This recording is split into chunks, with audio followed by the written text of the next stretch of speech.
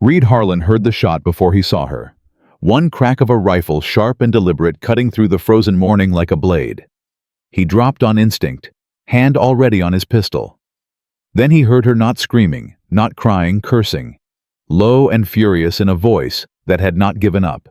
He found her in the snow, pressing her own scarf hard against a wound in her side, with one hand gripping a leather satchel with the other, like she would die before she let it go. She nearly did. Another 10 minutes in that cold she would have. If this story already has you, subscribe to this channel right now and hit that notification bell so you never miss what happens next. Drop your city in the comments below. I want to see how far this story travels. Now let's get back to Reed and Vera, because what she was carrying in that satchel was about to change both their lives forever. The morning Reed Harlan found Vera Calloway, he had not spoken to another human being in 11 days. That was how he preferred it. He had been checking his trap line along the eastern ridge of the Absaroka Range, same as every morning, moving through the frozen timber with the kind of quiet that takes years to learn. The sky was pale and low, the kind of sky that promised more snow before noon. His breath came out in slow, steady clouds. He was not thinking about anything. That was the point. Out here there was nothing to think about except the next step, the next trap, the next meal. Everything else St. Louis. The courtroom, Marcus Webb's face when the bullet took him, he kept buried under 2 years of mountain silence. Then the rifle cracked. Reed was flat in the snow before the echo finished. Old instinct. Good instinct. He lay still and counted. One shooter. Maybe 200 yards north. No second shot. He waited another 30 seconds, heard nothing moving in the trees, and eased himself up to one knee. That was when he heard her. Not crying, not calling for help, talking, low and controlled, like someone working through a problem out loud. "All right," she was saying. "All right. You can do this. Pressure on the wound, stay awake, count your breathing. You are not going to die in Wyoming. You are absolutely not going to die in Wyoming." Reed moved toward the voice.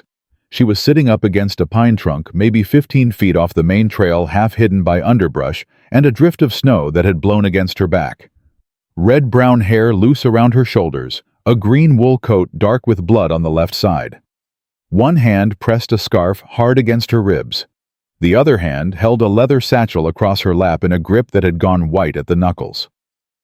Her eyes found him the second he stepped into her line of sight. They were gray-green and completely steady. "Don't come any closer," she said, "until I know who you are." Reed stopped. He raised both hands, slowly showing empty palms. "Reed Harlan, I'm nobody. I run trap lines up on this ridge. You're carrying a pistol. Everybody carries a pistol. The men who shot me were carrying pistols. I didn't shoot you." She studied him for a long moment. Whatever she was measuring, he seemed to pass it because she did not reach for the small derringer he could see tucked into her coat pocket. "How bad is it?" he asked, nodding toward her side. "I've been trying to determine that." She lifted the scarf, slightly looked, pressed it back down with a controlled wince. "It passed through. Entry and exit both clean. It's bleeding more than I'd like, but I don't believe it struck anything vital, or I would already know." "You a doctor?" "No." A pause. "I can read." Reed came forward slowly, crouching down a few feet from her. Up close, she was paler than she'd looked from a distance, and her hands were shaking, though he guessed she did not know that. Shock was settling in. She had maybe 20 minutes before her body stopped cooperating, regardless of what her mind told it. "I've got a camp about a mile south," he said. "Small, but there's a fire and I have supplies. I can get that wound cleaned and dressed properly." "And then what?" "And then you tell me who shot you, and we figure out what to do about it." "Why would you want to know?" Reed looked at her. "Because somebody just fired a rifle half a mile from my trap line, which means whoever they are, they're in my territory now, whether I like it or not." He paused. "And because you're going to bleed out if you sit here much longer, and that would bother me." Vera Calloway looked at him for another long moment. Then she tucked the satchel tighter under her arm. "All right," she said. "Help me up." She passed out twice on the way to camp. The first time Reed caught her before she hit the ground and carried her the last quarter-mile without asking permission. She came around while he was lowering her onto the bedroll beside his fire, and the first thing she did was check that the satchel was still in her hands. It was. He had made sure of that. "You kept it," she said. "It seemed important to you." Her eyes searched his face. "You didn't open it." "Wasn't mine to open." Something shifted in her expression. Not trust exactly, but the thing that comes just before trust when a person starts calculating the odds that you might actually mean what you say. Reed worked quietly, boiling water, cleaning the wound with whiskey and a strip of clean cloth from his pack. She hissed once when he pressed into the entry wound, but she did not pull away, and she did not make another sound. He stitched both sides with steady hands, the same way he'd been stitching his own cuts for 2 years, and wrapped the whole thing tight with a length of linen he kept for exactly this purpose. "You've done that before," she said. "Once or twice. You said you ran trap lines." "I do now." She heard the weight in that. She did not push it. When he handed her a cup of boiled water with willow bark dissolved in it, she drank it without asking what it was. That told him something about her. Either she trusted him more than was reasonable, or she was too practical to waste energy on suspicion. "My name is Vera Calloway," she said when the cup was half empty. "My husband was Daniel Calloway. He was a lawyer in Morrow County. 6 months ago, he was killed." Reed said nothing. He put another piece of wood on the fire and waited. They called it an accident. A riding accident on the post road between Harwick and Benton Crossing. Her voice was precise, clipped the way people speak when they are keeping emotion at arm's length by sheer discipline. Daniel did not ride that road. Ever. He was afraid of that stretch, said the drop on the north side was too steep for the horse he kept. "I told the sheriff this. Sheriff Cole Dantry." She said the name the way you say a word you want to spit out. "He told me grief does strange things to a person's memory." "What was your husband working on when he died?" Vera looked up sharply. "That's the right question," she said quietly. "Most people ask what kind of man he was, or how long we were married, or whether I had family to go to." She set the cup down. Daniel had been building a case for 8 months. A land fraud operation running through the county assessor's office. When a small landowner died or disappeared, the property records would be quietly altered, boundary lines redrawn, ownership transferred, all of it signed off with legitimate-looking paperwork by men who had no legitimate authority to touch it. The land went to a holding company. The holding company's principals were never publicly named. Until Daniel named them. He had almost enough to take to a federal judge in Denver. A Judge Harold Crane, who Daniel believed was one of the last honest men left in the territory. She looked down at the satchel in her lap. 3 days before Daniel planned to leave for Denver, he was dead. And the documents. Daniel knew they would come for his office first. He was careful. For the first time, something that was almost pride moved across her face. He hid the evidence, somewhere along the post road to Denver. He told me the location in a letter he left with our neighbor to be given to me only if he did not return from his next ride. "You have the letter. I have more than that." She opened the satchel. Inside, Reed could see a thick sheaf of folded papers, handwritten and dense with notation. A surveyor's map, carefully annotated. Several sealed envelopes. And underneath it all, a small leather journal, its spine cracked from heavy use. "These are Daniel's working notes," Vera said. "The summary of everything he built. Not the original evidence that's still hidden on the road, but enough to understand the structure of the operation, the names involved, the methodology." She looked at him steadily. "And enough to explain why Sheriff Dantry sent 2 men to intercept me on the mountain trail this morning." Reed was quiet for a moment. "How do you know it was Dantry?" Because I know the men he employs, and one of them called the other by name before they saw me clearly enough to realize I was already off my horse." She paused. "The name was Tully Briggs. He has ridden for Dantry since at least 1871. I have seen him twice at the sheriff's office." Reed leaned back, his forearms resting on his knees. He stared at the fire. "Mrs. Calloway," he said finally, "how far are you from where you need to go?" 4 days' ride to the location where the evidence is hidden if the weather holds. Then another 2 days to Denver, assuming I can travel quickly. She met his eyes. "I cannot travel quickly." "No," he agreed.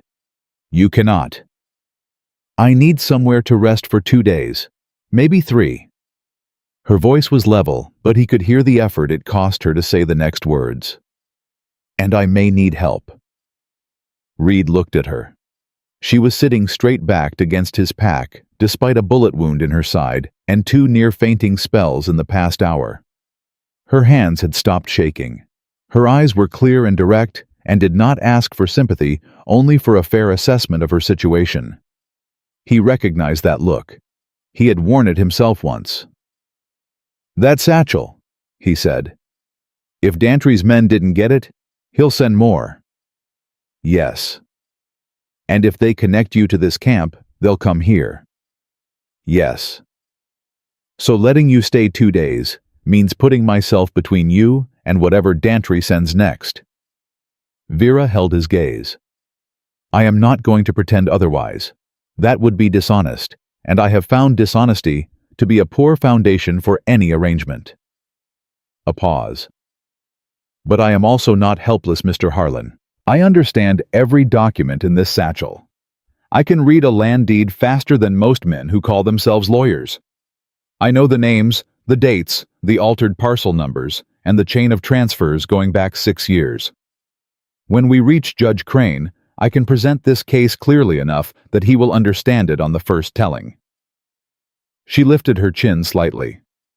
"What I cannot do is ride 4 days through mountain terrain with a hole in my side and 2 of Dantry's men somewhere behind me.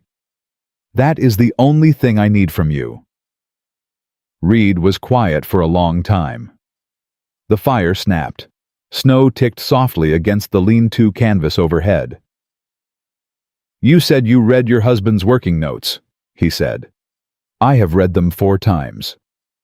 Is Dantry the top of the organization, or is he working for someone higher?" Vera blinked. It was the second time he had asked exactly the right question. "He is the operational center," she said carefully. "But the holding company that acquires the land is controlled by 3 principals. Daniel identified 2 of them with certainty. The third he was still building toward when he died. Do you know who the third is? I have a strong theory." She held his gaze. "But a theory is not evidence." "What's your theory?" "I'll tell you that," Vera said, "when you tell me what you were before you ran trap lines." The question landed cleanly and without apology. Reed looked at her for a moment, then looked back at the fire.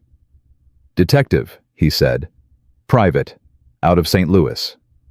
Fraud cases." The corner of his mouth moved, though it did not reach a smile.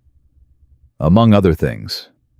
And you came out here because I failed to keep a witness alive long enough to testify, and the men who ordered him killed walked out of a courthouse free and clear, and I watched that happen and couldn't do one damn thing about it." The words came out flat and hard. "So I came out here where there are no courthouses." Vera was quiet for a moment. Then, "His name, the witness." "Marcus Webb." "I'm sorry." "Don't be. You didn't pull the trigger." "No," she said. "But I know what it is to carry a name around inside you like a stone." She looked down at the satchel. "Daniel. I carry his name the same way." Neither of them spoke for a while. The fire worked steadily between them. 2 days, Reed said finally.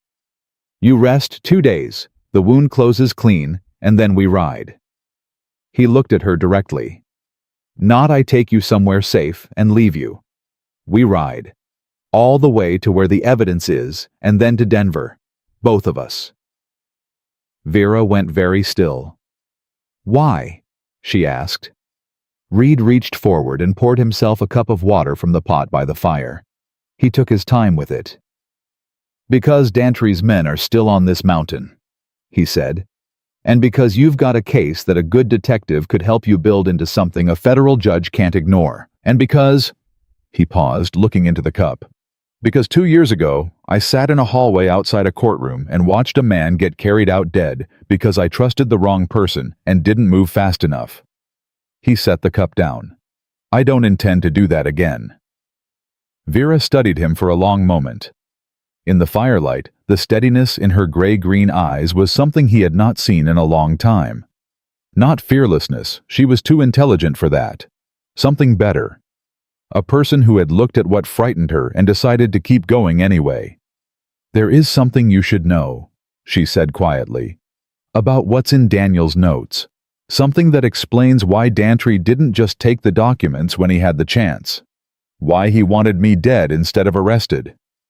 Reed waited. "One of the land transfers, the largest single parcel in the entire scheme, over 800 acres along the Gray Bull River, it was processed through the county assessor's office and signed off by the sheriff's department." She opened the journal to a page she had clearly marked more than once.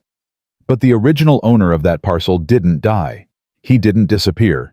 He is alive and living in Cody, and he has no idea his land has been transferred to a holding company because the transfer was recorded against a different parcel number. 2 separate records exist, both legitimate on their face, pointing to the same piece of ground. Which means the moment someone looks at both records side by side, the forgery is undeniable, elementary to prove if you know what you're looking for." She looked up at him. "I know what I'm looking for, Mr. Harlan. I have been reading land records for 7 years. I helped Daniel draft half his cases. What those men did to those documents is sloppy work that would fool a county clerk, but would not survive 5 minutes in front of a federal judge." Reed leaned forward. "Where are the original parcel filings?" "County Courthouse, Harwick." Her jaw tightened. "Under Dantry's jurisdiction." "And the duplicates that prove the forgery?" "In a saddlebag strapped to a dead man's horse, buried under a loose hearthstone at a relay station on the post road to Denver, 40 miles east of Benton Crossing, at a station called Kettler's." She said it precisely from memory, the way a person recites something they have repeated to themselves every day for 6 months to make sure they do not forget. "That is what Daniel's letter told me. That is where we need to go." Reed was quiet, turning it over. "Dantry doesn't know the exact location," he said. It was not a question. "No, only I know that, which is why he needed me dead rather than simply robbed." Something fierce and cold moved through her voice. "He was willing to kill me, Mr. Harlan, a woman alone on a public trail, in broad daylight, because he is desperate, and desperation makes men careless." She looked at him steadily. "That carelessness is the only advantage we have." Outside the lean-to, the wind shifted. Somewhere in the timber above them, a branch broke under the weight of accumulated snow. Reed's hand moved to his pistol. He was still for 5 seconds, 10 listening to the forest, the way he had learned to listen in 2 years of solitude. Then he eased his hand back. "Wind," he said quietly. Vera had not moved. She sat with the satchel pressed to her chest and her eyes on the lean-to opening, completely calm. "You didn't flinch," he said. "I've been riding alone through these mountains for 4 days with men behind me," she said.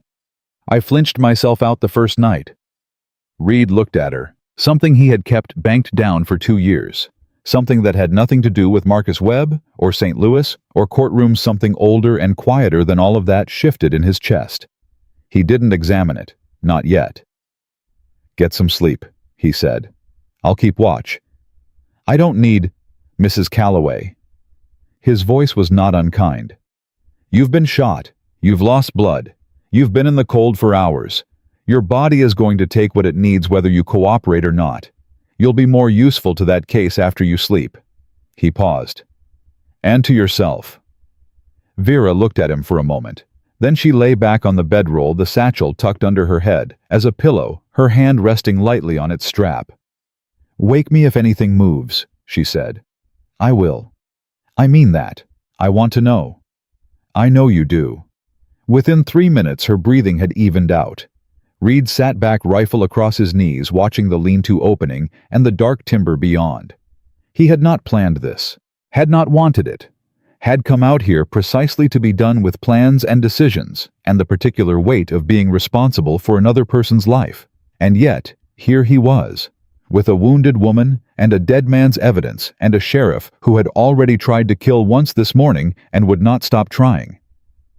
Reed looked down at the satchel beneath Vera Calloway's head and thought about Marcus Webb, about the hallway outside the courtroom, about the sound a man makes when he understands too late that the thing protecting him has failed. He thought about what Vera had said. Desperation makes men careless. That carelessness is the only advantage we have. She was right. She had been right about almost everything so far. And she had been right in a way that told him she had not arrived at that rightness by luck or instinct alone. She had worked for it, had read every document, had memorized every detail, had ridden alone through 4 days of mountain country with a bullet in her side to get to evidence that might finally make someone pay. Reed Harlan had stopped believing in that kind of thing 2 years ago. He was not sure what he believed now. He was sure of one thing. Tully Briggs, and whoever rode with him, were still on this mountain. And when they did not come back to Dantry with either a body or a satchel, the sheriff would send more. Reed checked the load in his rifle, settled back against the pine, and watched the dark.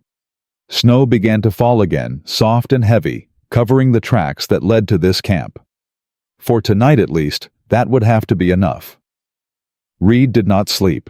He had not expected to. Sleep was a thing that required a certain loosening of vigilance, and vigilance was the only thing standing between Vera Calloway and whoever Dantry sent next. So he sat with his rifle across his knees and watched the timber and listened to the snow come down, and when the fire burned low, he fed it carefully, small pieces at a time, keeping the flame steady without letting it grow large enough to be seen from the ridge.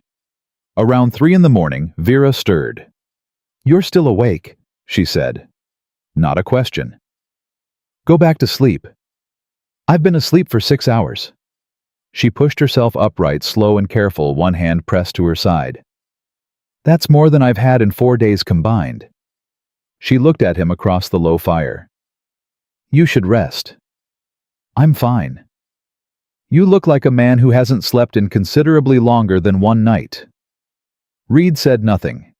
She was not wrong, but admitting it did not seem useful. Vera reached for the water pot, found it still warm, and poured herself a cup. She sat with both hands wrapped around it, her back straight despite everything her body had been through. The satchel was still beside her, close enough to touch. "Tell me about Marcus Webb," she said. Reed looked at her. "Why?" "Because you haven't stopped thinking about him since you said his name. And because I've found that people who carry something that heavy either need to put it down or need someone to help them carry it. And you've been out here alone long enough that I suspect you haven't had either option." She held his gaze steadily. "You don't have to. But I'm awake, and you're awake, and we have several hours before we need to move." The fire crackled between them. Reed turned his cup in his hands. "Marcus Webb was a land surveyor," he said finally. "Worked county contracts out of Jefferson City. He came to me because he'd discovered that survey reports he'd filed were being altered after submission. Boundary lines moved, parcels reassigned. His signature on documents he'd never seen." He paused. He was a careful man. Kept his own copies of everything. Had enough to put 3 men in a federal prison. "What happened?" "I put him in a boarding house under a false name. Paid the landlady a month in advance. Checked on him every day." His jaw tightened. "On the 14th day I had a meeting with the federal prosecutor. 2 hours. When I came back, Marcus was dead in his room. Shot once close range. Clean entry, nothing disturbed. Someone had walked in through a locked door and Marcus had let them in. He knew his killer. He knew his killer. Reed set the cup down. The landlady saw a man leave. Described him well enough that I identified him within a week. Name was Frank Corley. Worked as a courier for one of the three principals. He looked into the fire. I gave the description to the prosecutor, gave him everything I had. Corley was arrested, charged, brought to trial. A long pause. The jury deliberated for 4 hours and acquitted him. Vera was quiet for a moment. The jury was compromised. 2 of them were on the principal's payroll. I found that out 8 months later when one of them got drunk in a saloon and started talking. Something cold and controlled moved through his voice. By then the case was closed. Double jeopardy. Frank Corley was a free man and Marcus Webb was still dead. And you left St. Louis. I left everything. He looked up at her. Because I had done every single thing right. I had built the case correctly. I had protected the witness correctly. I had handed the prosecutor everything he needed. And none of it mattered because the men with enough money could simply reach into the machinery of the law and break whatever piece they needed to break. His voice was level, but she could hear what lived underneath it. So I stopped believing the machinery was worth protecting. Vera was silent for a long moment. The snow ticked against the canvas overhead. Daniel believed it, she said quietly. Right up to the end he believed it. I used to think that made him naive. She looked down at her cup. Now I think it made him brave. There's a difference. She looked up. The machinery is broken in places, Mr. Harlan. It is badly broken in places, but it is not broken everywhere. Judge Harold Crane has been on the federal bench for 19 years, and not one of his rulings has ever been successfully appealed on grounds of corruption. Not one. She held his gaze. That is the piece of machinery I am trying to reach. That is why I am still writing. Reed looked at her for a long moment. You really believe that's enough, he said, not mocking, genuinely asking. I believe it's the only thing I have, she said, and I have found that people who work with what they have tend to outlast people who wait for something better. She paused. Daniel taught me that. He was a better lawyer than anyone gave him credit for because he never waited for a perfect case. He worked with what existed, and he built toward what was needed. Something in her voice shifted just slightly. I intend to finish what he built. Outside, the wind moved through the upper timber. Reed listened to it, sorting it, reading it the way he had learned to read every sound in 2 years of mountain solitude. Nothing purposeful in it, just weather. We need to talk about the route, he said. Vera reached for the satchel without hesitation, pulled out the surveyor's map, and spread it between them. Her finger moved to a point near the center. We're here roughly. The relay station at Kettler's is here 40 miles east of Benton Crossing. The direct route follows the post road. She traced it with her finger. Which is also the route Dantry's men will expect. There's a secondary route, Reed said. He leaned forward and traced a different line, moving his finger south of the post road. Follows the river valley for about 20 miles, then cuts northeast through the pass above Benton Crossing. Adds half a day but keeps us off any road that Dantry's men would be watching. Vera studied the map. You know this territory well. I've had 2 years to walk every mile of it. She looked at him sidelong. That must have been very quiet. That was the point. And now it isn't quiet anymore. No, he agreed. It isn't. She folded the map carefully and put it back in the satchel. How is your shoulder? She asked. Reed stopped. What?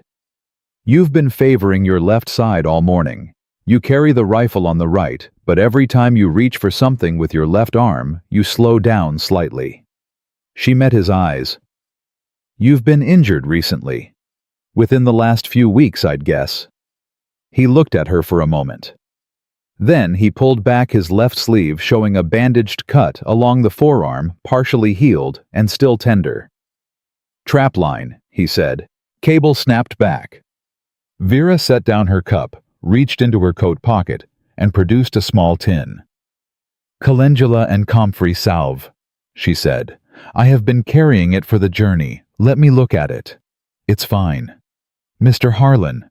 Her voice was patient and completely immovable. "You cleaned and dressed my wound last night without asking whether I wanted you to, because it needed to be done. Please extend me the same basic logic." Reed held out his arm. She unwrapped the bandage with efficient, careful hands, examined the cut without flinching, applied the salve with 2 fingers, and rewrapped it tighter and cleaner than he had managed himself. She worked in silence focused, and he noticed that her hands were entirely steady. "Where did you learn that?" he asked.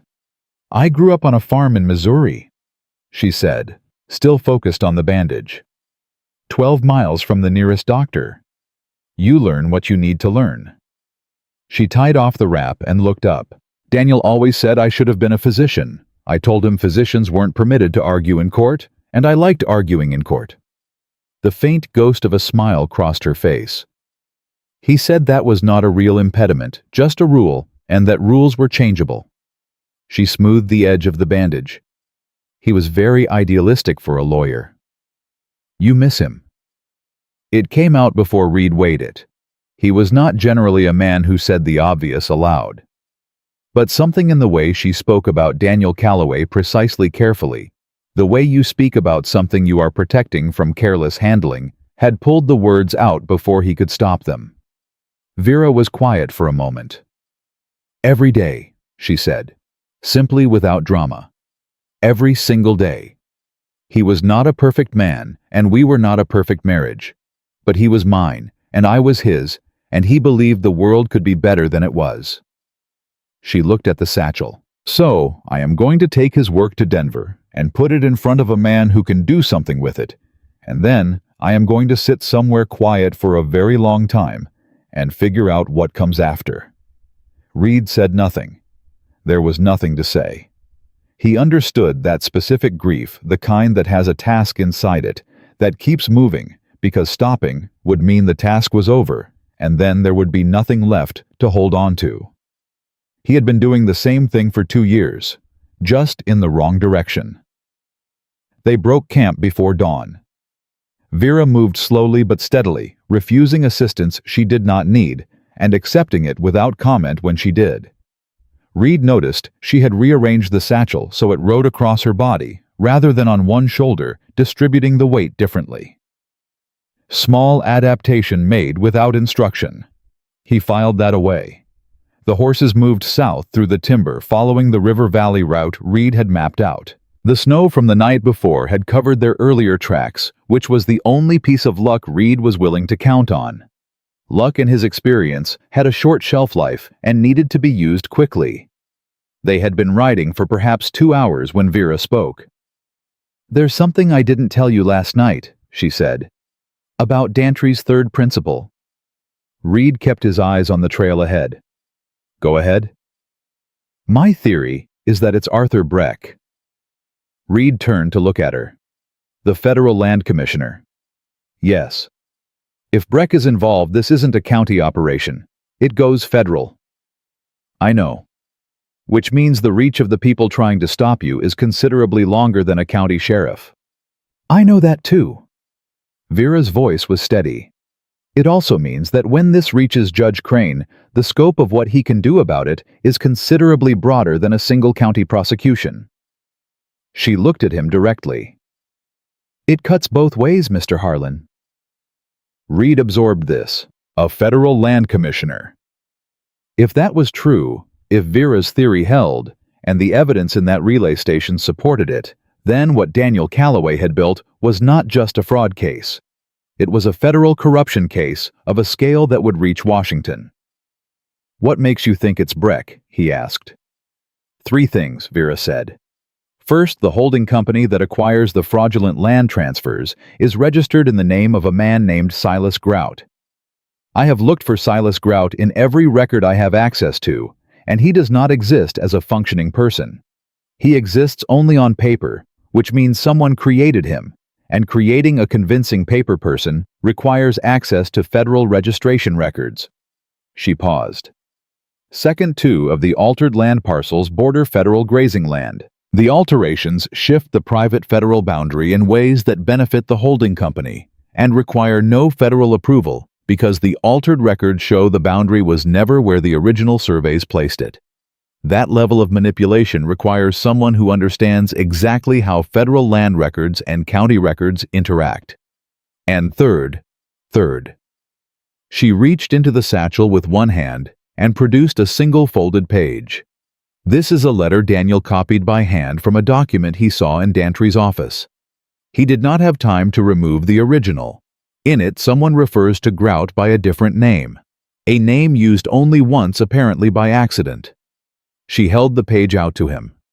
Reed took it, read it while keeping one eye on the trail. The letter was short, transactional, discussing a parcel transfer date. Near the bottom, a line read, "Grout will confirm receipt, A.B. will need the corrected filing before month's end." "A B," Reed said. "Arthur Breck." Vera took the letter back. "It's not conclusive. Daniel knew that. But combined with the relay station documents, combined with the testimony of the man in Cody, who still owns land that has already been transferred without his knowledge." She folded the letter back into the satchel. It becomes a pattern.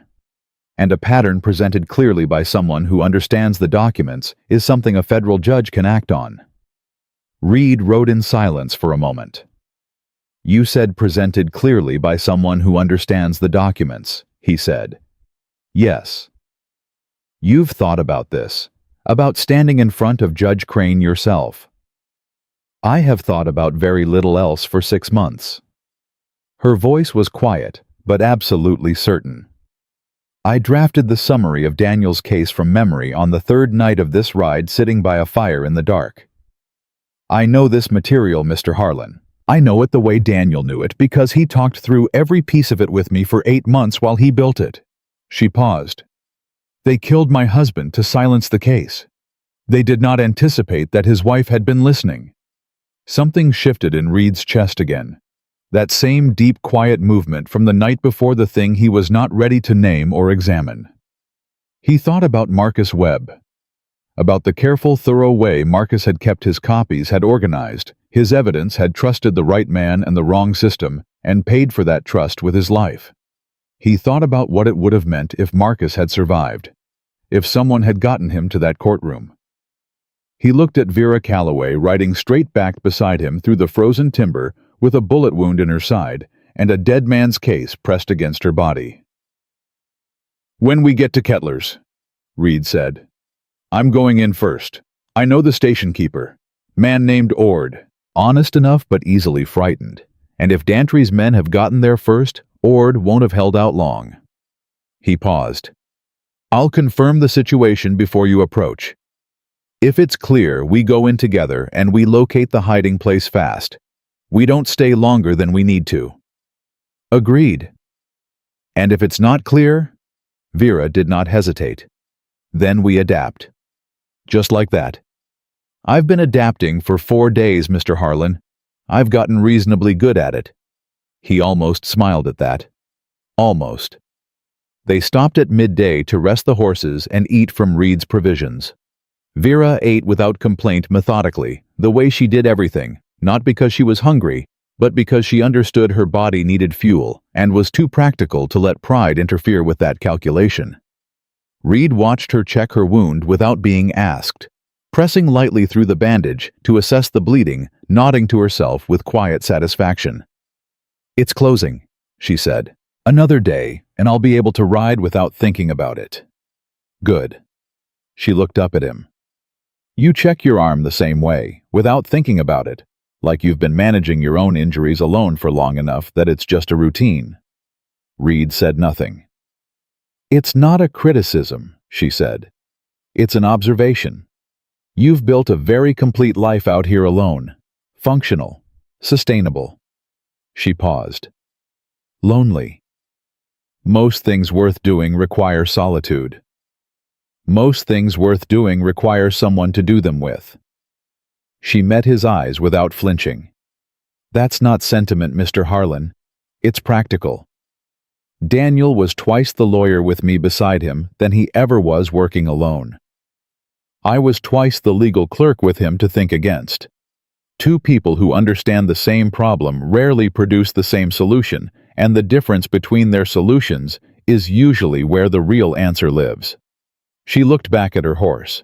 You have been out here solving problems alone for 2 years. I wonder what you might have found with someone to think against. Reed looked at her for a long moment. Then he stood and checked the horse's cinches. We should keep moving, he said. Vera stood without assistance and swung carefully into the saddle, suppressing whatever the movement cost her. Yes, she said simply. We should.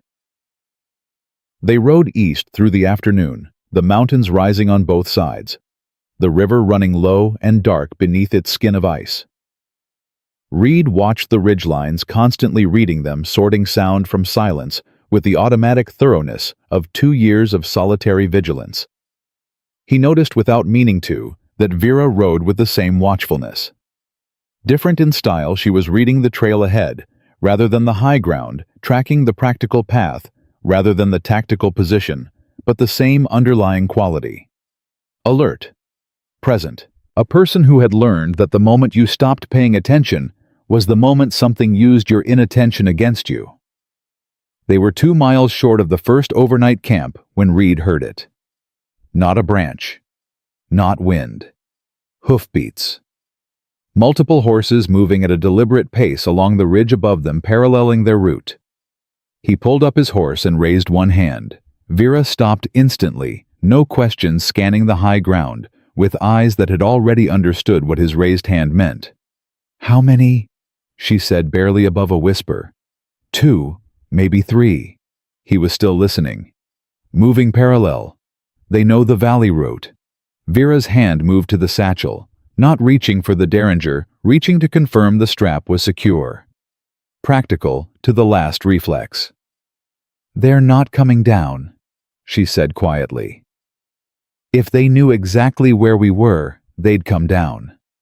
They're tracking, Reed said, waiting for us to stop for the night.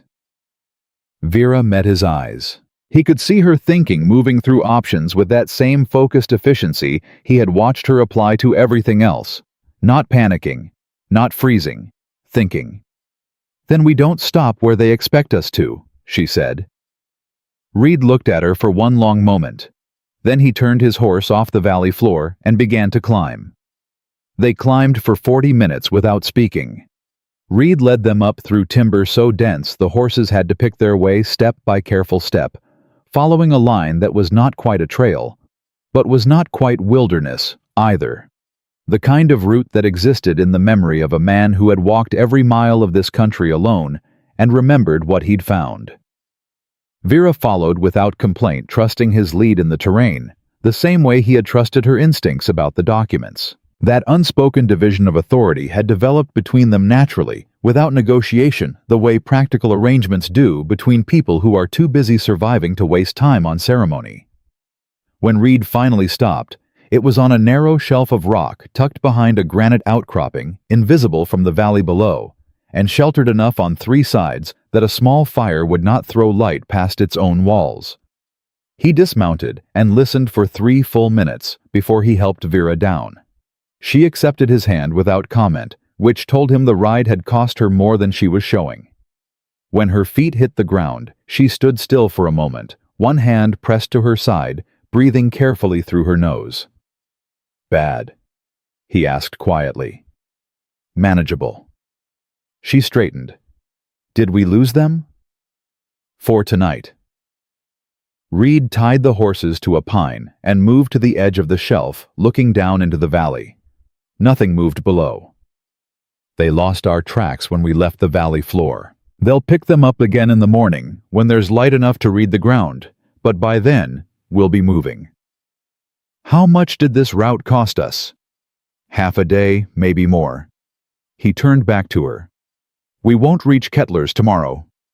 Vera absorbed this with a small nod. Then we reach it the day after.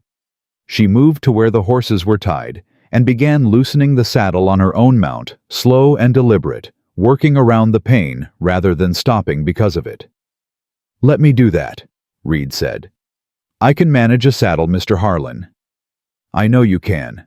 Let me do it anyway. She stopped and looked at him. Some private calculation moved behind her eyes. Then she stepped back and let him work.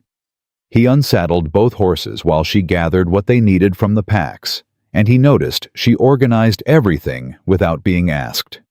Food, water, the medical tin, the satchel positioned where she could reach it without standing. Efficient, no wasted motion. The habits of a woman who had been taking care of practical things alone for longer than just this journey. They ate cold provisions rather than risk a visible fire until full dark had settled in. Vera ate with the same methodical focus she brought to everything, not because the food was worth it, but because the body required it, and she respected that requirement. Reed ate watching the valley below the rifle across his knees. When the dark was complete and the wind confirmed no one was moving in the timber below, he built a fire just large enough to take the killing edge off the cold. Vera sat close to it, the satchel between her feet, her hands wrapped around a cup of hot water. "Tell me about Tully Briggs," Reed said. Vera looked up. "Why Briggs specifically?" "Because he's the one who called out a name this morning before he saw you clearly. That means he was comfortable not expecting trouble. Which means he didn't ride out from Dantry expecting a fight. He expected to find a woman traveling alone and handle it quietly."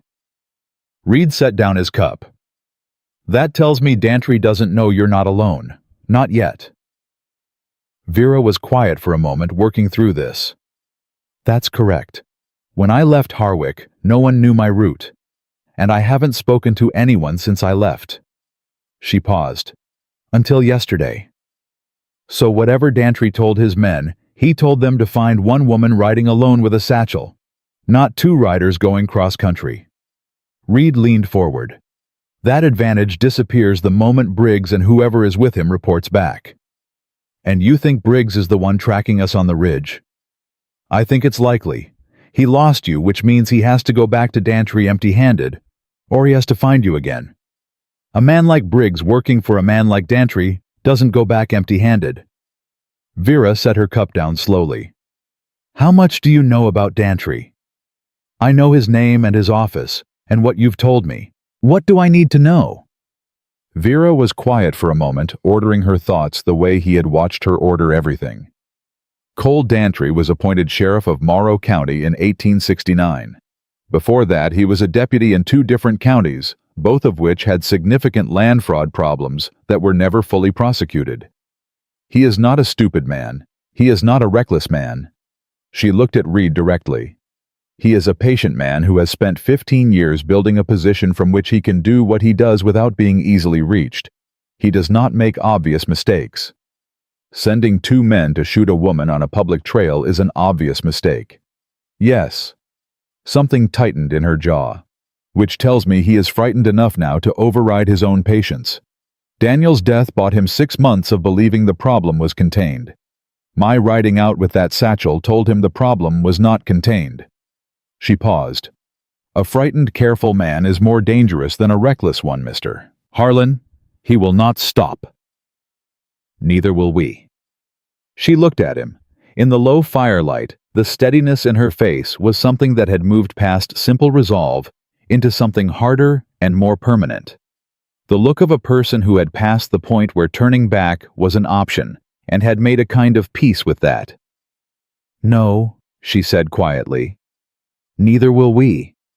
Reed put another piece of wood on the fire. "How long were you and Daniel in Morrow County before he started the case?" 3 years. She looked at her hands. "We came from Kansas City when Daniel was offered a partnership in a small practice in Harwick. He thought the frontier offered opportunity, that there was real legal work to be done for people who couldn't afford St. Louis rates." A pause. "He was right about that. The first 2 years he worked property disputes, contract disagreements, a handful of criminal defenses. Honest work. Good work." She was quiet for a moment. Then a man named Ezra Poole came to his office. Poole owned 40 acres on the Grey Bull River, had farmed it for 9 years, paid taxes on it every year. He came to Daniel because he had received a notice of debt collection from a company he had never heard of, claiming a lien on his land for a promissory note he had never signed. The holding company. The holding company. Daniel looked at the documents and saw immediately that the promissory note was forged. He told Poole he would contest it. He filed the appropriate motions. Her voice was steady, but something beneath it had tightened. 2 weeks later, Poole withdrew his complaint, told Daniel he had resolved the matter privately. When Daniel asked how Poole would not say, she looked up. We learned 3 months later that Poole had sold his 40 acres for a quarter of its value and moved his family to Nebraska. His daughter told a neighbor that her father said the men who came to see him had made very clear what would happen if he continued to make trouble. Reed said nothing. Daniel took the case apart after that. Vera continued. Not on Poole's behalf, because Poole was gone. On principle.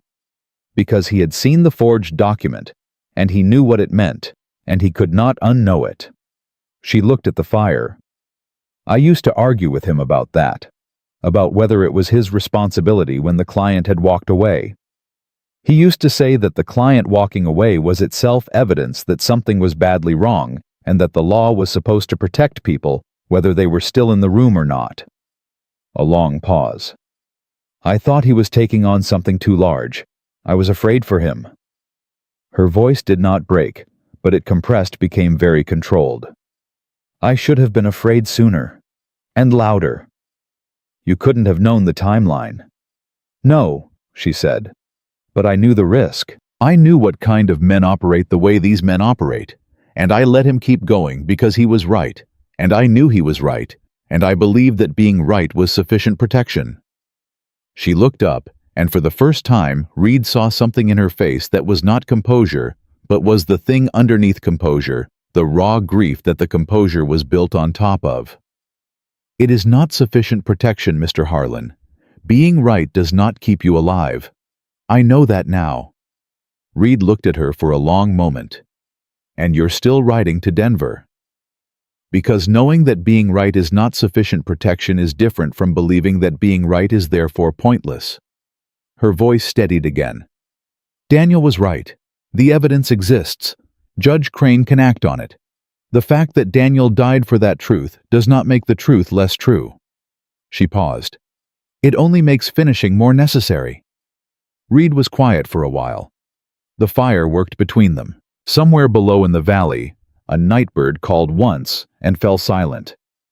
There's something I need to tell you, he said. Vera looked at him. I know Arthur Breck. She went completely still. Not personally, Reed said. By reputation and by work. 2 years before I came out here, I was hired to investigate a land survey irregularity in southern Missouri. Federal land-county boundary, same basic structure as what Daniel found. I traced it as far as a holding company in Jefferson City, and then the trail went cold. The company was cleanly structured, no obvious principles. He paused. The name that kept appearing in the marginal paperwork was a federal land commissioner who had recently taken jurisdiction over that survey district. Breck, Vera said. His name appeared once in a document that had no official reason to reference him.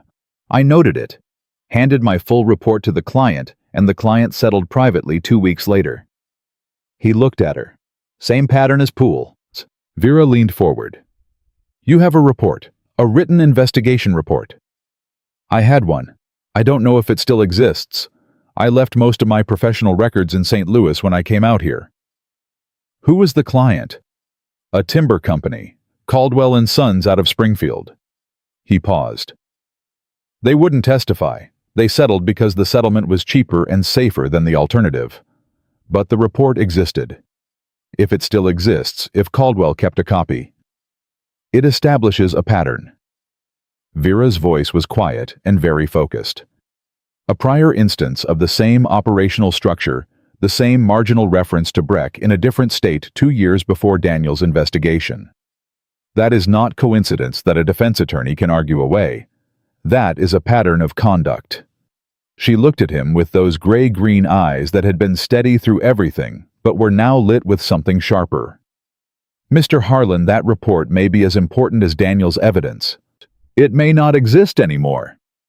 Do you have a contact in St. Louis who could look? Reed thought. My former partner, Nora Baines. She managed records for the agency. If anyone kept copies of closed investigations, it was Nora. He paused. I haven't spoken to her in 2 years. Is there any reason to believe she would refuse to help? No. But there's also no way to reach her from here in time to matter. Denver has a telegraph office, Vera said. When we reach Judge Crane, we send Nora a wire immediately. If the report exists and she can forward it to Crane's office, it adds to the foundation of the case. She was already working through it. He could see it in her face, the same focused construction that Daniel must have done at his desk in Harwick for 8 months. Building. Always building toward something that would hold. It gives the federal investigation a broader scope, a second jurisdiction, more than one incident to demonstrate that what happened in Morrow County was not isolated opportunism, but deliberate, organized federal corruption. You're thinking like a prosecutor, Reed said. I'm thinking like a legal clerk who spent 7 years watching prosecutors build cases. She paused. And like a woman who has had 6 months to think about almost nothing else. A sound reached them then from the valley below. Not hoofbeats. A voice. Distant, indistinct, but definitely a man calling to another man. Reed was on his feet before he'd consciously decided to move rifle in hand, moving to the edge of the shelf in absolute silence. Vera did not move from her place by the fire. She pulled her coat closer, pressed one hand to her side, and watched Reed's back with calm, measuring eyes. He stood at the edge for a full 2 minutes. Then he came back. They made camp in the valley, he said quietly. Lower than us by maybe 400 feet. They don't know where we are. But they know we're close. They know we're somewhere on this mountain. He crouched down, bringing himself level with her. When they find our trail in the morning, they'll know we left the valley floor. That narrows the territory. We need to be moving at first light, and we need to move fast. Vera nodded. Then she said, Your arm. Let me check it before we sleep. It's fine. You said that before. It was partially true before. Let me check it. He held out his arm without further argument.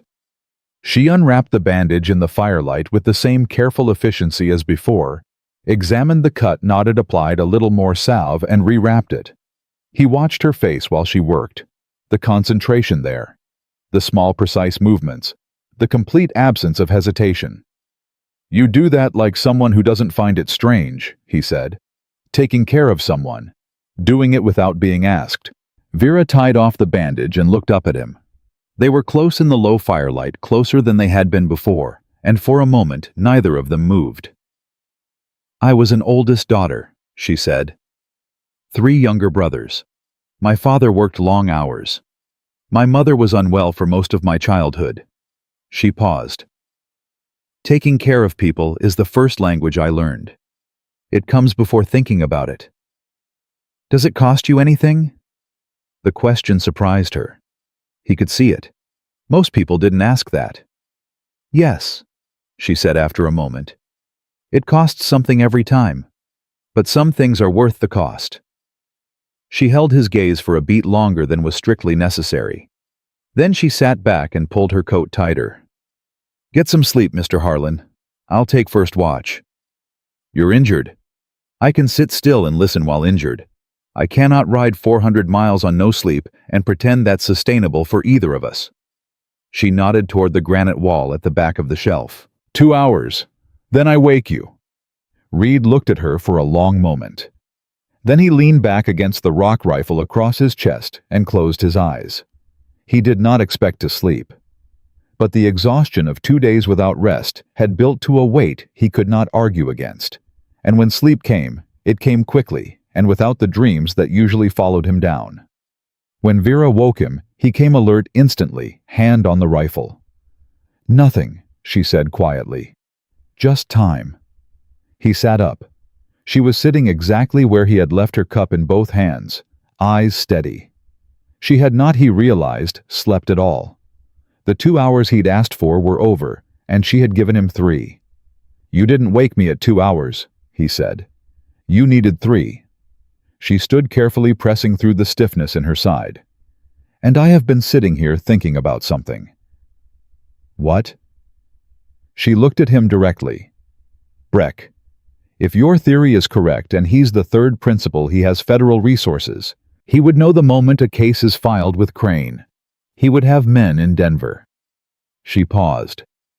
"Getting the evidence to Crane is not enough. We need Crane to act on it immediately before Breck can move to suppress or discredit." Reed stood. "What are you suggesting?" "I'm suggesting we don't announce ourselves when we arrive in Denver. We go directly to Crane's residence, not his courthouse office. At night, if possible, before anyone who might be watching federal court traffic has time to send word."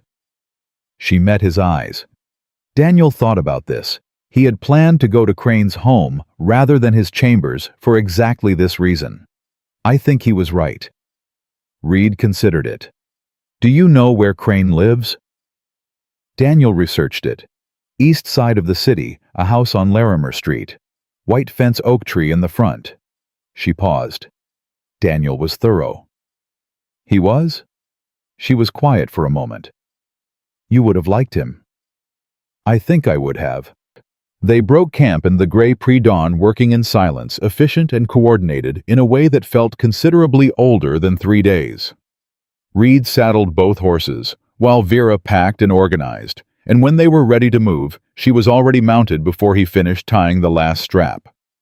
He swung up and turned his horse toward the northeast ridge, away from the valley where Dantry's men had camped, toward higher ground and harder going. Behind them, in the valley below, he could already hear the distant sounds of men and horses beginning to move. They were coming. "Reed," Vera said. He turned to look at her. She was watching the valley below. Her jaw set, the satchel held close. In the early light, her face was pale and tired and completely undefeated. She had used his first name. He noticed that. Neither of them remarked on it. "I know," he said, and he turned his horse east and rode hard into the breaking morning. Vera Calloway, a half-length behind him, matching his pace, the dead man's evidence pressed against her heart. They rode hard for the first 2 hours without stopping, pushing northeast through terrain that punished both horses and riders equally. Reed set the pace and Vera held it, and neither of them spoke because speaking required breath they could not spare. The sounds from the valley below faded gradually, swallowed by distance and elevation and the steady wind that moved across the ridge, erasing sound the same way last night's snow had erased their tracks. When Reed finally pulled up to rest, the horses, Vera did not protest the stop. She sat in the saddle with both hands on the pommel and breathed carefully for a full minute, managing whatever the hard ride had cost her wound with the same quiet discipline she brought to everything. He watched her without making it obvious. The color in her face was not good. Pale in the wrong way, with a tightness around her mouth that had not been there yesterday morning. "Let me look at it," he said. "We don't have time." "We have 5 minutes. The horses need it even if you don't." He dismounted and came to her side. "Let me look." She looked down at him for a moment with those gray-green eyes that never quite surrendered, then shifted in the saddle to give him access. He lifted the edge of her coat, carefully checked the bandage. The linen was stained, but not soaked. Seeping, not bleeding freely. He pressed lightly around the edges, and she hissed once through her teeth, but held still. "It's holding," he said. "But the ride is working against the closing. We need to slow down. If we slow down, they close the distance. If you open that wound, we stop entirely." He looked up at her. "Vera." She hated hearing it, he could see that. Hated the logic of it because the logic was correct, and correct logic in this situation meant accepting a constraint she could not argue away with will alone. That was the particular frustration of a practical mind. It could not lie to itself. "How much?" she said. "Walking pace, when the ground allows it. We push only when we have to." He held her gaze. "We'll still reach Kettler's tomorrow if we're smart about it." She nodded once tightly. He remounted, and they moved on slower now, and the mountain let them pass in relative quiet. By midday, the terrain had changed, opening slightly as they came down off the high ridge and into the long slope that ran northeast toward the post road. Reed kept them parallel to the road, but a mile south of it, in the tree line, where they were invisible to anyone riding the main route. He watched the distant line of the road periodically through breaks in the timber, looking for movement. He found it on the third check. 2 riders moving east at a pace that was neither urgent nor casual. Deliberate. The pace of men who knew where they were going and were not afraid of who might see them. "Company on the post road," he said quietly. Vera looked. Not Briggs. Different horses. Dantry sent others. Reed kept his voice neutral. "He's covering both routes now." Vera was quiet for a moment.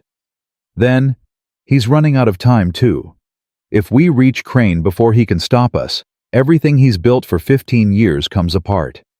He knows that." She paused. Men who know they're losing start making broader moves. Less precise. They sweep rather than aim. Which means more men on more routes. Yes. Which means Kettler's station may already be covered.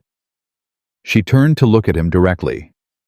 "I've been thinking about that since this morning." Her voice was even working through it aloud. "Ord at Kettler's, you said he was honest, but easily frightened.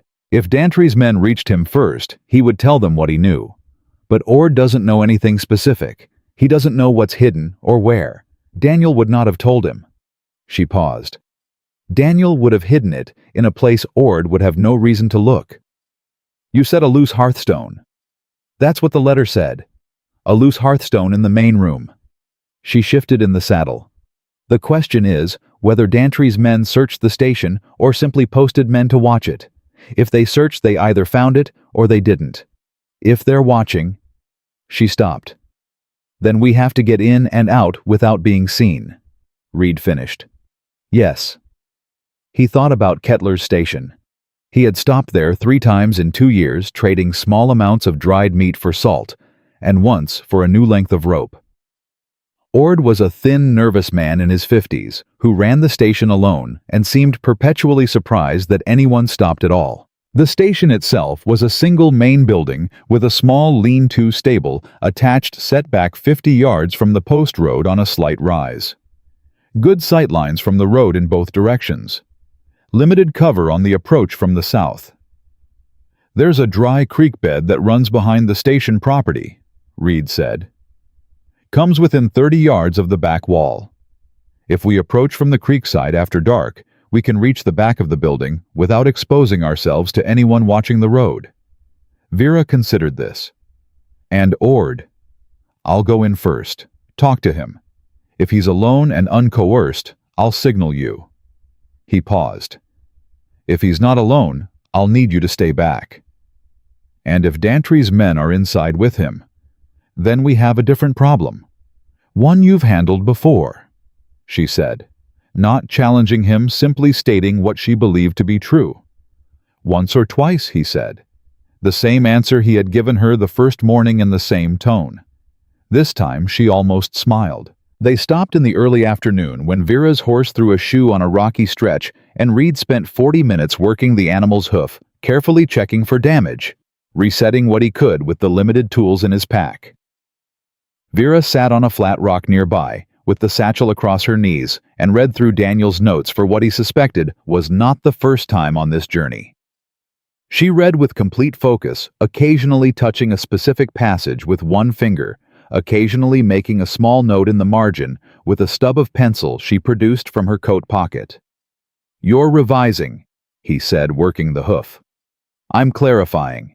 There are 2 points in Daniel's summary where the logic chain requires one additional step of explanation to be immediately clear to someone reading it without prior knowledge of the case."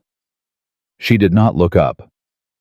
"Judge Crane is intelligent and experienced, but he should not have to work to follow the argument. The argument should come to him." She made another small note. "Daniel was better at construction than at presentation. He knew it. He used to ask me to read his briefs and tell him where he'd skipped a step because he was too close to the material. And now you're doing it for him." She looked up at that, and something in her face shifted in a way he had not seen before. Not grief exactly, though grief was part of it. Something older and more complicated. The particular expression of a person who has absorbed a loss so completely that it has become part of how they function, woven into the daily fabric of what they do, rather than sitting separate from it. "I suppose I am," she said quietly. She looked back down at the notes. "He would have something to say about my margin handwriting. He always said I wrote too small when I was being careful." A pause. "He wrote enormous letters when he was confident and tiny cramped ones when he was uncertain. You could read his state of mind from across the room." Reed set the horse's hoof down and straightened. "What did his handwriting look like on the letter he left with your neighbor? The one that told you where the evidence was hidden?" Vera was still for a moment. Then she reached into the satchel and produced a folded paper separate from the others, more worn at the creases. She opened it and looked at it. "Large," she said after a moment. "Very large." Her voice was soft. He was confident. Reed said nothing. He checked the horse's other hooves in silence, giving her the space of it. After a moment, she folded the letter carefully and put it back, not in the satchel with the evidence, but in her coat pocket close to her body. That was where she kept it, he realized. Had kept it the whole journey. Not with the documents, not as evidence. As something else. They moved on. The afternoon passed in a rhythm of watchfulness and careful progress, reading the country, tracking the distant post road for movement, managing the horses and Vera's wound, and the slow accumulation of miles between them and whatever Dantry had sent after them. Reed found himself measuring distance, not just in miles, but in the particular quality of Vera's posture in the saddle straight meant she was managing well. Slightly forward meant the wound was demanding attention, leaning right meant fatigue was winning over discipline. He monitored it the same way he monitored the ridgelines and the weather, as information that required a response. She caught him looking once in the late afternoon. "I'm all right," she said. "I know." "Then stop assessing me like a problem to be solved." "I'm not." "You are." I recognize the look. She shifted in the saddle, deliberately straightening her posture. Daniel did the same thing. Watched me for information about how I was doing rather than asking. She paused. "You could ask." Reed was quiet for a moment. "How are you doing?" "I hurt. I'm tired and I am more determined than I have been at any point in the last 6 months."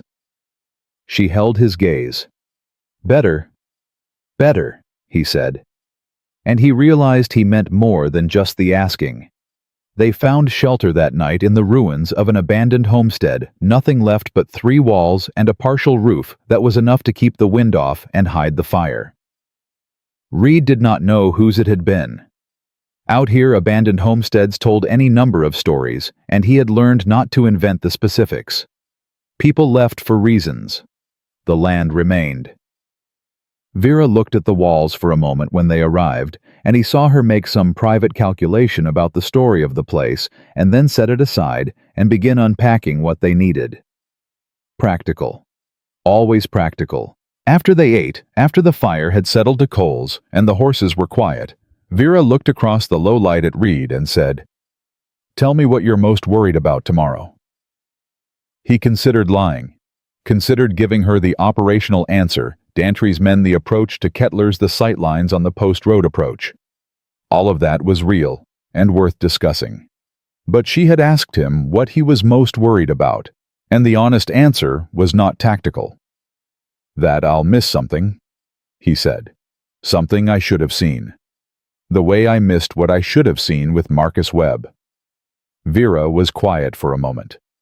"What did you miss with Marcus Webb?" "He was too comfortable in that boarding house.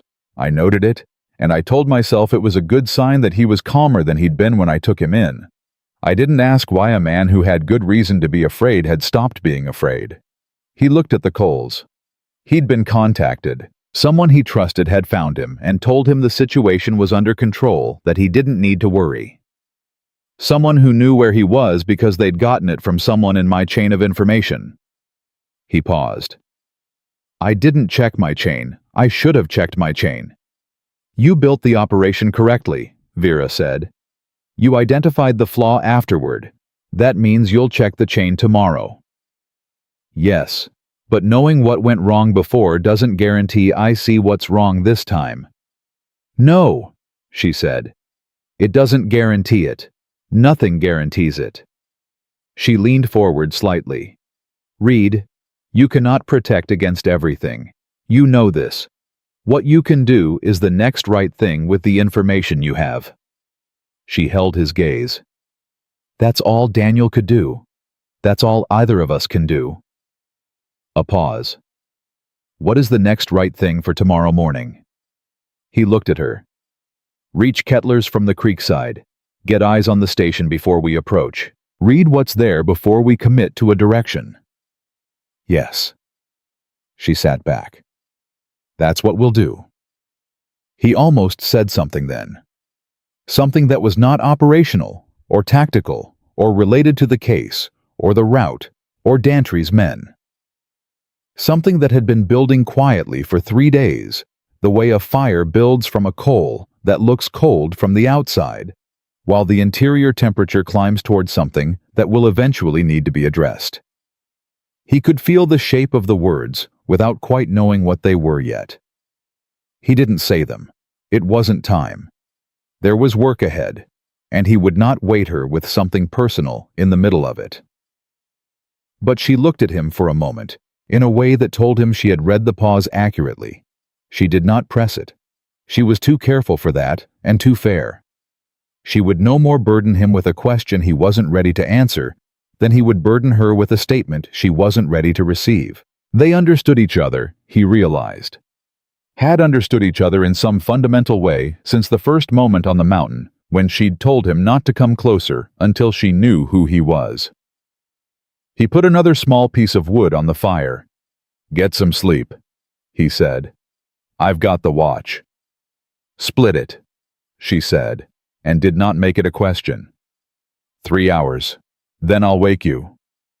She lay back on the bedroll with her hand resting on the satchel, and within minutes her breathing had evened out into genuine sleep. Not the managed semi-consciousness of the first night. Real sleep, deep and trusting. Reed sat with his rifle and watched the dark.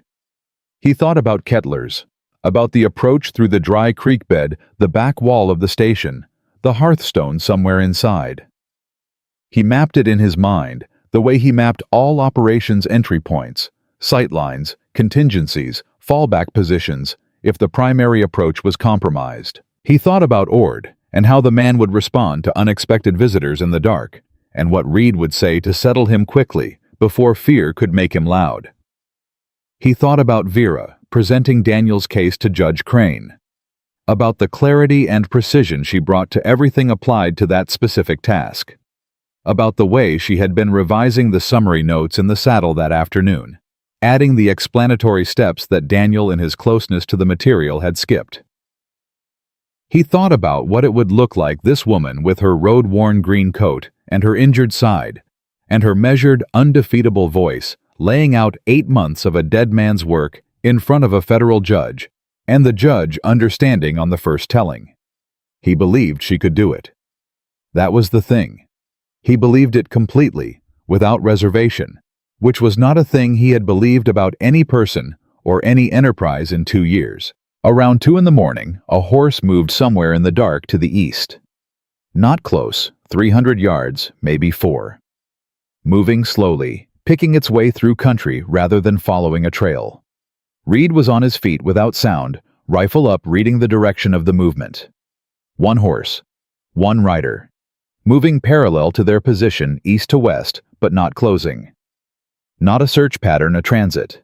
Someone moving through the night toward a specific destination. He tracked the sound for 3 minutes until it faded west. Then he crouched back down and looked at Vera still sleeping, and thought about the fact that the horse had been moving toward Kettler's direction. Someone was moving to get ahead of them. Reed did not wake Vera, He let her sleep her 3 hours and sat in the dark, revising his approach to Kettler's, pulling apart the plan he'd built and reconstructing it around the new information, asking himself what he should have seen and what he had missed, and whether those were the same question. He was still doing it when the first gray showed in the east, and Vera opened her eyes alert before she was fully awake in that particular way she had, and looked at him. "You didn't wake me," she said. Something came up. He told her about the horse. All of it plainly, without managing how she might receive it. Vera sat up and listened without interrupting. When he finished, she was quiet for a long moment. "They're moving to cover the station," she said. "They don't know exactly when we'll arrive. They're positioning ahead of time." She looked at him. "Which means they don't know we're as close as we are." "No, which means we have a window." He met her eyes. "A short one." Vera stood pressed once briefly against her side and reached for her coat. "Then we move now," she said, "before the light." Reed was already saddling the horses. They reached the dry creek bed behind Kettler's station, while the sky was still the color of cold ash, that particular pre-dawn gray that gives a man just enough light to move by, and not quite enough to be certain of what he sees. Reed left the horses tied a quarter-mile back with Vera, holding both lead ropes, her instructions clear and unargued. Wait for his signal, and if she heard shooting without a signal following within 5 minutes, ride east and do not stop. She had not liked those instructions. She had followed them anyway, which was the thing about Vera Calloway that Reed had come to understand as the core of who she was. She did not confuse her preferences with her judgment. He moved through the creek bed on foot, low and quiet, rifle in his left hand, the way he had moved through 100 situations in St. Louis that had not felt so personal as this one. The creek bed was dry and rocky, the frozen ground deadening his footsteps naturally. He stopped twice to listen motionless, reading the silence the way silence could be read by someone who knew what occupied sound normally and could therefore identify its absence. The station was dark. One horse in the lean-to stable Ord's animal, an old bay he recognized from previous stops. No second horse visible. But the absence of a visible horse meant nothing. A careful man would have tied his animal out of sight. Reed came up to the back wall of the station and pressed himself flat against it. Through the log wall he could hear nothing. He moved along the wall to the single back window crouched below the sill and listened for a full minute. A voice. Low male, and not Ordy's. "Told you he'll come. He knows this station. And when he does, we take the woman and the bag, and we leave Harlan for the wolves. Sheriff don't need complications." A second voice, higher, nervous. That was Ord. "I don't want any part of killing." "You don't have to want any part of it. You just have to sit there and stay quiet." Reed had heard enough. He moved to the back door, tested the latch with 2 fingers. Unlocked. He stood for 3 seconds with his hand on the wood, breathing once slowly, the way he had learned to breathe before something began that could not be taken back. Then he opened the door. The man inside was at the front window looking out toward the post road, his back to Reed. He was big, broad through the shoulders, a rifle propped against the wall within reach. Ord sat at the table with both hands flat on the surface and the particular rigid stillness of a man who has been told very specifically not to move. Ord's eyes found Reed in the doorway and went wide. The man at the window heard something in Ord's face, the sharp intake of breath, the small, involuntary sound, and started to turn. Reed crossed the room in 4 steps and had the barrel of his rifle against the back of the man's neck before the turn was complete. "Hands," Reed said. The man's hands came up slowly. "You're alone," Reed said. A pause. 1 beat too long. "No," Reed said. "You're not." He raised his voice to a normal speaking level. "Whoever is in that stable, I have your partner, and I have this building. Come out with your hands where I can see them, or I start making decisions you won't like." Silence for 5 seconds. Then the sound of the stable door and boots on frozen ground, and then a younger man appeared in the front doorway of the station with his hands up and his face carrying the expression of someone who had significantly miscalculated the morning. Reed secured both men with their own rope, a skill acquired over years, that required no more thought than tying a knot, and left them sitting against the far wall, with Ord positioned between them at the table, a shotgun across his knees that Ord held with the shaking but genuine intention of using if either man moved. "You all right?" Reed asked Ord. "I'll be better when they're gone." Ord's voice was thin but steady. "They came last night. Said they were waiting for a fugitive." He paused. "Didn't feel right. Felt like the other kind of waiting." It was. Reed moved to the door and signaled into the gray morning with 2 slow sweeps of his arm. 3 minutes later, Vera walked through the front door of Kettler's station with the satchel across her body and took in the scene in one quick scan, the 2 bound men. Ord with the shotgun, Reed standing in the center of the room, and nodded once, the way she nodded when something had gone approximately as it should. "The hearthstone," Reed said. Vera was already moving toward the fireplace. She crouched in front of it and ran both hands across the stone surround with focused, systematic attention, pressing at each seam in turn. The 2 bound men watched her. Reed watched them watching her, and his hand stayed on his pistol. The 3rd stone from the left shifted when she pressed its upper right corner. Not by much, a 1/4 inch, the movement of something set deliberately rather than settled naturally. Vera worked her fingers into the seam and lifted. Underneath, wrapped in oilcloth and tied with cord, was a bundle roughly the size of a legal portfolio. She lifted it out and set it on the table beside Ord's shotgun. Her hands were not shaking. He had expected them to shake 6 months of carrying a dead man's letter toward a hiding place she had never seen. And now the thing was in her hands, but they were entirely steady. She untied the cord and folded back the oilcloth with careful, reverent movements, and looked at what was inside. Surveyor's filings. Original parcel records. A deed registry extract with handwritten corrections visible in a different ink from the original. 2 signed affidavits from names Reed did not recognize. And at the bottom, a letter in the same hand as the one Vera kept in her coat pocket, addressed to Judge Harold Crane. She touched the letter with 2 fingers and did not speak for a moment. Then she looked up at Reed, and what was in her face was not triumph. It was something quieter and more complicated than triumph. It was the expression of a person who has carried a weight for so long that setting it down does not feel like relief, but like the beginning of a grief that the carrying had been postponing. "It's here," she said. "All of it. Everything he built." "Let's move," Reed said gently. "We rid it when we're clear of this station." She folded the oilcloth back around the documents with the same care and put the bundle into the satchel alongside Daniel's notes. She stood and turned to the 2 men against the wall. "Tell Sheriff Dantry," she said, "that Vera Calloway reached Kettler's station. Tell him what you found here. Tell him what you didn't find." She paused. "Tell him we're going to Denver." The bigger man's jaw tightened. "He'll send more men." "I know," she said. "Tell him anyway." They rode. The post road to Denver opened before them wide and frost-hardened, and Reed made the decision to take it directly rather than continue cross-country. They had burned their advantage of secrecy by announcing their destination to the men at Kettler's deliberately, he understood, because Vera had calculated that Dantry knowing they were moving openly was more useful now than the illusion of concealment.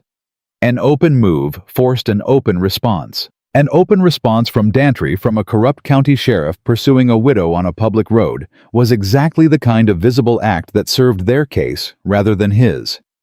She had thought 3 moves ahead while standing in front of 2 armed men. He had not mentioned his appreciation for this. He thought perhaps she knew. They rode hard through the morning and into the afternoon, the horses finding their stride on the better surface, the miles coming faster than they had for 4 days. Vera's color was better with the wound closed and the rest of the previous nights behind her, and she rode straight and easy beside him, without the careful management of pain he had been monitoring. Around midday she pulled out Daniel's notes and read while she rode, which was a thing Reed found impractical and also completely characteristic. "The 2 affidavits in the oilcloth," she said without looking up. They're from the surveyor who filed the original Greybull River parcel maps. He witnessed the alteration of his own filings. He signed testimony about it. She looked up. Daniel found him, got him to sign. This man is alive somewhere and willing to testify. Name, Warren Pell. Last known address in Cheyenne. When we reach Denver and send the wire to Nora Baines, we send a second wire to Cheyenne, to the city marshal's office there, asking them to locate and hold Warren Pell as a material witness in a federal case. He paused. Crane can issue that order within an hour of receiving the evidence. If Pell is alive and findable, we want him found before Dantry learns the affidavit has surfaced. Vera looked at him with an expression that was direct and warm, and slightly unsettling in its straightforwardness. You think like a prosecutor, she said, giving him back the words he had said to her 2 days ago. I think like someone who watched a case collapse for want of a living witness, he said. It won't happen this time. She held his gaze for a moment. No, she said quietly. It won't. They made 30 miles that day. The best 30 miles of the journey, open and fast and without pursuit, and Reed kept waiting for the other thing to arrive, the riders from behind the ambush from a side road, the consequence of having announced their direction to men who would carry the news back to Dantry. It did not arrive. He stayed watchful anyway, because the absence of a threat was not the same thing as the absence of danger. And because the habit of vigilance that had kept him alive for 2 years in the mountains did not turn off simply because the road had improved. They stopped for the night at a way station 12 miles outside Denver, a legitimate public house with a fire in the main room, and a woman behind the counter who looked at Vera's road-worn state and Reed's mountain man appearance, and very sensibly made no inquiries. Vera ate a full meal for the first time in days, and Reed watched her eat with the particular satisfaction of a person who has been responsible for someone's survival and is observing the evidence that the survival has taken. Stop that, Vera said without looking up from her plate. Stop what? Looking at me like I'm evidence of something. You're evidence of several things. She looked up at that. A pause in which she decided something. Such as, stubbornness, Reed said. Precision. The ability to keep a wound from getting worse while riding 400 miles through hostile country. He paused. The capacity to think clearly about things that would make most people stop thinking. Vera set her fork down. She looked at him in that direct, measuring way she had the look that did not perform anything but simply observed and recorded and reached conclusions. I want to say something, she said. All right. When this is done, when we've been to Crane, when the evidence is in federal hands, when the wire to Nora Baines is sent, and Warren Pell has been located, I intend to stay in Denver for some period of time, until the case is established, until it cannot be undone. She paused. I don't know what comes after that. I don't have a house anymore, or a town, or a practice to return to. Harwick is Dantry's territory, and it will be until the federal case removes him from it, which will take time. She looked at him steadily. What I have is the competence to do legal work, and the knowledge of this case, and a name that will carry some weight when the prosecution begins. You're planning to participate in the prosecution, Reed said. I'm planning to make myself indispensable to it. Something fierce and quiet moved through her voice. They killed my husband to silence his work. They are going to discover that his work speaks considerably louder with me attached to it. Reed looked at her for a long moment. And you're telling me this because... She did not look away. Because I want to know if you have plans of your own. After. The question sat between them clear and honest, and asking for the same in return. This was how she did everything he had learned. No sideways approach, no management of the other person's reaction. Just the direct question placed where it could be answered or declined, and the willingness to receive whatever came. He thought about the mountain, the trap lines and the silence and the 2 years of going nowhere in particular just away. He thought about Marcus Webb and the hallway outside the courtroom, and the specific exhaustion of believing that the work was not worth doing because the machinery was too broken to carry it. He thought about what Vera had said on the first night. The machinery is broken in places, but not everywhere. "I don't have plans," he said. "I haven't had plans for 2 years." "I know." She held his gaze. "I'm asking if you'd like some." Reed looked at her across the small table in the light of the way station fire. This woman who had been shot and kept riding, who had carried a dead man's work through 4 days of mountain pursuit and delivered it intact to the place it needed to be, who revised legal arguments in the saddle and checked other people's wounds without being asked, and asked direct questions without softening them into something easier to deflect. "Yes," he said, simply and without qualification. "I'd like some." Something in Vera's face settled. Not surprise, she had calculated the odds carefully before asking. He knew that, but relief. The particular relief of a person who has done a brave thing and found that the bravery was warranted. "Then we go to Crane tomorrow," she said, "together. And after that we figure out the rest." "Together," he agreed. They reached the eastern edge of Denver before dusk the following day, and Reed led them off the main road and through the quieter streets toward Larimer Street, the way Vera had described it. A white fence, an oak tree, a house that belonged to a man who had kept his hands clean for 19 years on a bench where clean hands were unusual. They tied the horses a block away and approached on foot, Vera with the satchel held close, Reed with his rifle, left with the horses, and only the pistol at his hip, wanting to arrive, looking like a man who came to talk rather than a man who came to fight. The man who answered Reed's knock was not Harold Crane. He was a younger man, 30 perhaps, with the careful dress and suspicious eyes of a private secretary. "Judge Crane is not receiving visitors at this hour," he said. "Tell him Vera Calloway is here," Vera said. "Tell him she has Daniel Calloway's evidence.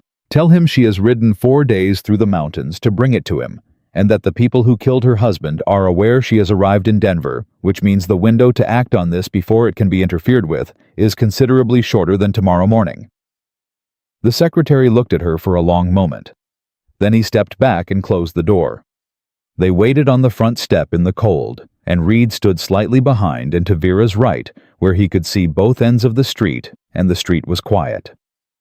The door opened again, and this time the man who filled it was 60 years old, white-haired, with the physical stillness of someone who had spent decades learning to make no unnecessary movement. His eyes were sharp and dark and took in Vera and Reed and the satchel in a single sweep that Reed recognized as the assessment of a man accustomed to reading situations quickly and accurately. "Mrs. Calloway," Judge Harold Crane said. "Come in." Vera looked back at Reed once. He nodded. She walked through the door. They sat in Crane's study for 3 hours. Vera spoke for most of it, laying out Daniel's case with the clarity and precision she had promised, not rushing, not dramatizing, following the logic chain step by careful step, and pausing where explanation was needed, and never once losing the thread. Reed watched Crane's face while she spoke, reading it the way he read faces, and what he saw was a man whose attention did not wander, and whose expression moved from cautious attention through concentration into something that hardened gradually into the look of a man who has understood the full dimensions of a thing he wished he could have remained ignorant of. Reed spoke once when Vera presented the marginal letter referencing A.B. He told Crane about the Missouri case, about the holding company in Jefferson City, about the single reference to a federal land commissioner in a document that had no official reason to contain it. He told it the way he had always worked best, plainly, precisely, without decoration. Crane asked 3 questions. Reed answered each one directly. When Vera finished, the study was quiet for a long moment. Then Crane said, "I will issue the orders tonight. Material witness protection for Warren Pell. A federal hold on all land transfer records in Morrow County pending investigation. A writ of inquiry to the Federal Land Commissioner's Office." He paused. "And a wire to the U.S. Marshal's office in Cheyenne requesting the immediate suspension of Sheriff Cole Dantry pending federal investigation." Vera closed her eyes for a moment. Just a moment. Then she opened them, and her face was composed and clear, and the grief underneath the composure was for now held exactly where she chose to hold it. Daniel would be satisfied with that, she said quietly. Daniel Calloway built a sound case, Crane said. You delivered it intact. That is not a small thing, Mrs. Calloway. No, she said. It is not. Crane looked at Reed. And you, Mr. Harlan, you are aware that there is an outstanding warrant. I am. Crane studied him for a moment. I will make a separate inquiry into the circumstances. Based on what you've told me tonight about the Missouri case, I have reason to believe your association with that situation may have made you a target for discrediting rather than legitimate criminal pursuit. He paused. I make no promises, but I will look. Reed said nothing. He had not come here for himself. That it might matter for himself was a thing he would examine later in private when there was time to examine things without the urgency of the present pressing against every thought. They left Crane's house on Larimer Street at 10 o'clock at night, walking back toward the horses through the cold Denver streets. The sky above the city was clear stars, hard and white and very far away. Vera stopped on the sidewalk and stood still for a moment, her face turned up toward the sky. Reed stood beside her and said nothing. He understood the stopping. Sometimes a thing was finished, and the body needed to register it before the mind moved on to what came next. After a long moment, she lowered her gaze and looked at him. I want to send the wire to Nora Baines tonight, she said. Before I sleep. I won't sleep well unless it's sent. The telegraph office on Arapahoe Street is open until midnight, Reed said. I used it once 2 years ago. He paused. The only wire I ever sent out of these mountains. She looked at him with that quiet directness. What was it? I told my former partner I wasn't dead. A pause. She wired back within the hour. Said she knew, and that when I was ready to do something useful with myself again to send word. That was Nora Baines. Yes. Vera was quiet for a moment. Then she said, She sounds like someone worth keeping. She is. He looked at her. So do you. Vera held his gaze for a long, still moment in the cold Denver night. No calculation in it this time. No measuring. Just two people standing on a sidewalk who had come a long way through difficult country together and arrived somewhere that neither of them had been before. You found me shot in a snowbank, she said. You carried me and fed me and kept watch over me and rode 4 days through mountains with men behind us because a dead man's work deserved to reach the place it was meant to reach. She paused. And now here we are. Here we are, Reed said. She reached out and took his hand. Not with the clinical precision of the woman who had checked his wound or revised legal arguments in the saddle.